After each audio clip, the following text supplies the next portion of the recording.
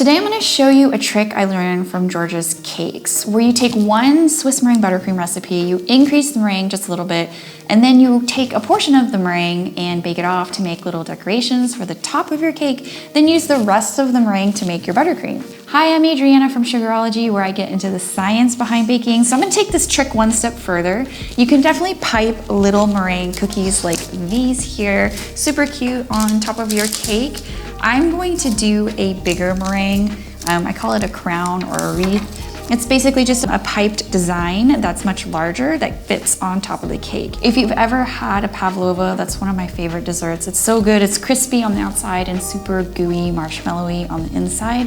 I'm gonna place that on top of the cake. So this is kind of two desserts in one. And the bottom cake is gonna be a lemon buttermilk cake. It's so good. Now I made this lemon buttermilk cake yesterday and I just wrapped it in plastic and let it hang out on my countertop. And if you're interested in learning how to store cakes, I have a pretty detailed video on the science of that. Okay, to start, you're going to need a Swiss meringue buttercream recipe, and I've printed out mine. It's enough frosting for an 8-inch cake that I'm making. And the idea here is that we're going to increase the amount of meringue ingredients by 50%. Meringue is typically 3 ingredients: egg whites, sugar, and some sort of acid, which in my recipe is cream of tartar or tartaric acid. You can use either weight or volume, but I'm going to use grams. So we're going to take each of these 3 ingredients and add 50%, or multiply the amount by 1.5. So for the egg whites, we went from 212 grams to 318 grams. For the sugar, 350 grams to 525 grams. And the cream of tartar went from 1/4 teaspoon to 1/4 plus 1/8 teaspoons. So these 3 amounts are what we're going to be using for our recipe. Now go ahead and write down the weight of your bowl, because you're going to need that to subtract out later. Okay, let's make some meringue. You'll need a double boiler, so go ahead and get that pot of water going. Make sure your bowl fits on top so the steam can get to the bottom of the bowl but not touch the water. Okay, and into the bowl goes your egg whites, white sugar, and cream of tartar. And cream of tartar is a type of acid. If you don't have any, you can sub double the amount of lemon juice. Now grab a spatula and stir everything together in that bowl. And once your pot starts steaming, go ahead and place your bowl on top. Mine doesn't fit on top perfectly, so I have this steamer basket that works for my setup. We're going to heat our meringue until it reaches 165 degrees Fahrenheit. For this amount, with a steady steam coming in from my little induction stove here, it takes about 7 to 10 minutes. The purpose of heating is threefold. First, we're heating up the egg whites just enough to unwind the proteins contained within them, 2, killing off any harmful bacteria, and 3, dissolving the sugar to create a stabilizing sugar syrup. But if you ever wonder how a meringue works and why we have to add acid, let me briefly explain. Try to imagine the egg proteins in here like balled up cooked spaghetti noodles. Heating unravels those spaghetti noodles, but they still kind of stick together in little spots. It creates this web that we can inflate with air via whipping with a whisk. When you add acid, either cream of tartar, tartaric acid, or citrus juice with citric acid, that helps the spaghetti noodles from sticking to each other. So you have a web now that's able to hold on to bigger air pockets since you have longer strands available, and that gives us a fluffier meringue. And once you reach that steady 165, it's time to whip up your whites. So grab your whisk attachment, and I just cranked this thing up to the highest speed, made this many times, and have yet to overwhip my meringue. Then I set a timer for 10 minutes and step away and do something else. So this is what your meringue looks like when it's done. The egg white proteins have unraveled into long strands and created this web that we've inflated with the whisk. The sugar has dissolved into the water and created a syrup, stabilizing that web. And oh yeah, this is fully cooked. You can safely eat this straight up. It's unflavored, but you can add in flavor and then put it on like a lemon meringue pie. And go ahead and do that test where you can turn the bowl upside down. It's definitely going to be stuck in there. Okay, now we're going to split this bowl, and I'm going to weigh mine with all that meringue in it, and it comes out to 1,582 grams. And we have the weight of the bowl, so let's subtract 789 grams to get the weight of just the meringue that we made,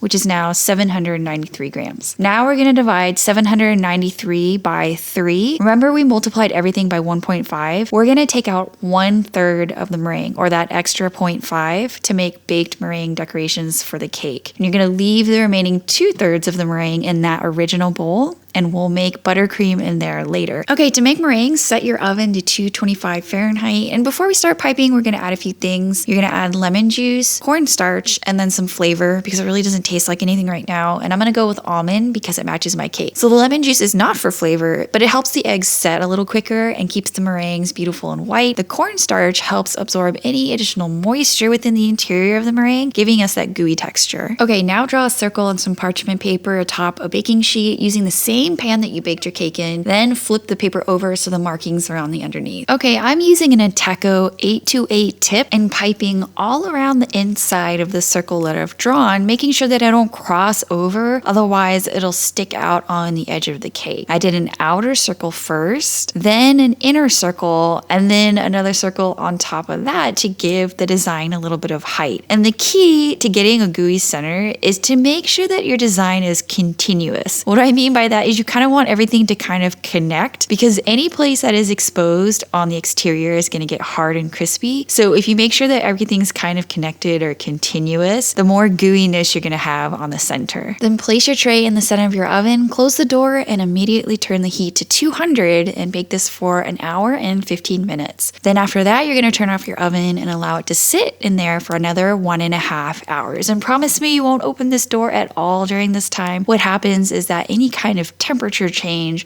drastic temperature change, will cause the meringues to crack. So it's best to just be patient, set your timer, and let it finish completely. Now, when you're ready to make your buttercream, grab the other bowl with the 2/3 meringue in it and stick that into your stand mixer with a paddle attachment. And the meringue should be nice and cool by now. So we're just going to follow the regular recipe for the Swiss meringue buttercream and just start dropping in chunks of softened, unsalted butter. Once all the butter has been added, give it a few minutes for the butter to emulsify or incorporate the meringue into it and come together. And now you can add a bit of flavor. And I'm going to go with a bit of vanilla extract and a nice pinch of salt. Now you can see that the buttercream is a little bit lumpy, but it has come together. If I'm going to be using it now, I'm going to let it smooth out for another 10 minutes or so. Otherwise, you can just stick it in some containers and save it in the fridge for later. Now that I have both my buttercream and meringue topper, I'm going to assemble the cake. So this is my lemon buttermilk cake that I'm soaking with some lemon syrup. I'm then filling with some of that vanilla buttercream and fresh raspberries. I then did a super thin crumb coat, let that set in the fridge for about 15 minutes, then a nice top coat covering the entire sides and top of the cake